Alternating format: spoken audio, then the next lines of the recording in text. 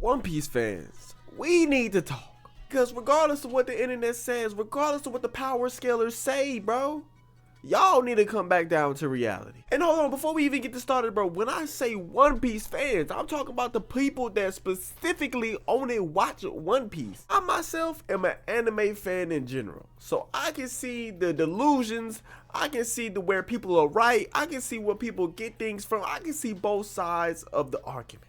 But the people that only consume everything One Piece look at Luffy and everyone in that series like Jesus. Because hey, if you're new here, I'm on the YouTube anime poll side of the web. And on there you will see the most deranged takes justified and explained because of how popular a show is. If a show has more popularity than another one, people are automatically picking that over everything and defending it to the T in the comment section below. They made a poll about Luffy versus Mahoraga.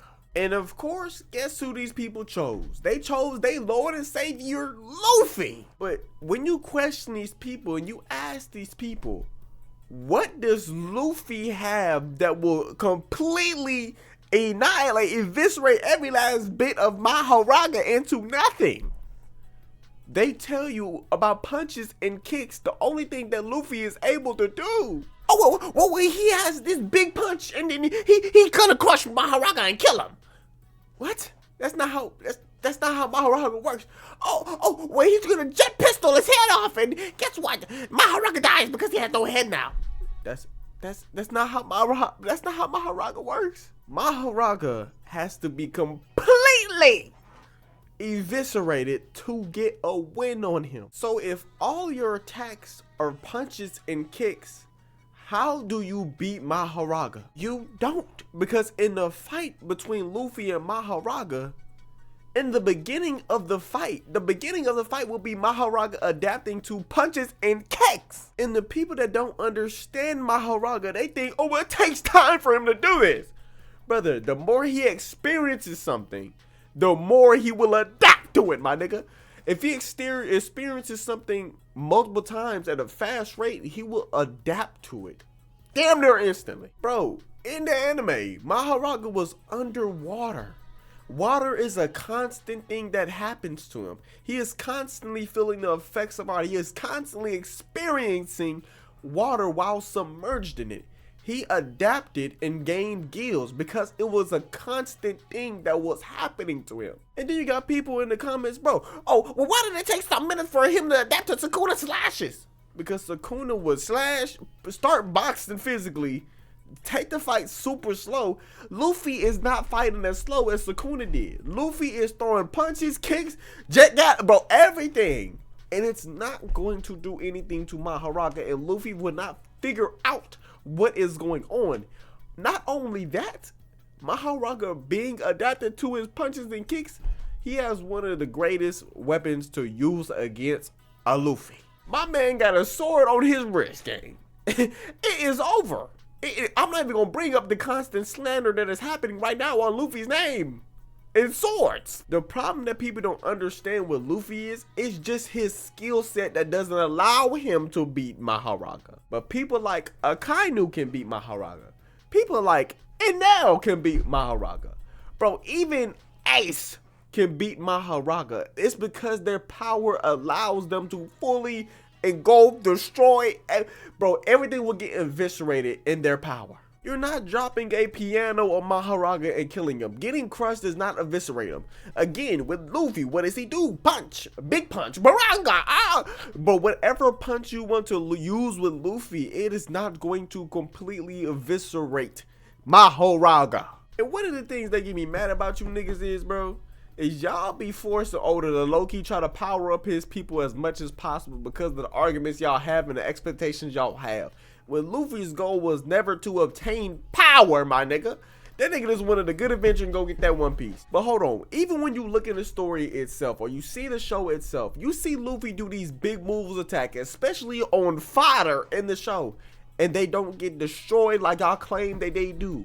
They don't die, none of that happens. So the claims of y'all thinking that Luffy can do this and kill everything instantly, He does it in his own show, and the fighters survive it every time. But hey, in the comments below, tell me what you think Luffy can do to beat Maharaga. Change my opinion, please. Other than that, let's move on to this one, bro.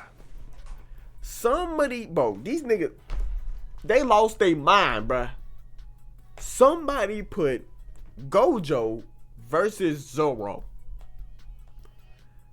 Y'all don't understand how Infinity works if y'all believe Zoro can beat Gojo. This is where you realize, and you have to really hate the fact of how complicated that Jujutsu Kaisen's abilities work. Because a lot of people are not going to understand, and they misinterpret how something works. So they say, oh, my favorite character to beat him because it's just this. Okay, let me tell you about this. Infinity is not a barrier, my nigga. This is something Zoro cannot cut through because it is not something you can cut through. Looking at Gojo is like looking at someone that's infinitely miles and miles away from you, but you can see them directly in front of your face. Like, you people realize that Zoro's swords will never be able to touch or reach Gojo because he would have to either travel faster than infinity to be able to touch Gojo. But again, people in the comments will try to find a way. They try to find a way, and I get it, I commend it. But motherfuckers saying, oh, whoa, he just uses hockey. I remember hockey, and you know what he did? You know what Luffy did to the tree? That happens to Gojo. Again, infinity is not a barrier. If you have a technique that uses something that is traveling, you will not get to reach Gojo at all. Again, to get Zoro to win this fight, you have to be super disingenuous to Gojo. Because other than that, there is no way. And I get it. Zoro's one of the most cooler people on the Straw Hats. I get why y'all wanted him to win. But brother, there is no way he gets past Gojo's infinity. And once Gojo realizes that Zoro is maybe faster than he can deal with, what do you think he's going to do? He is just gonna wait for Zoro to get in range and then open his domain. And then what does Zoro do then?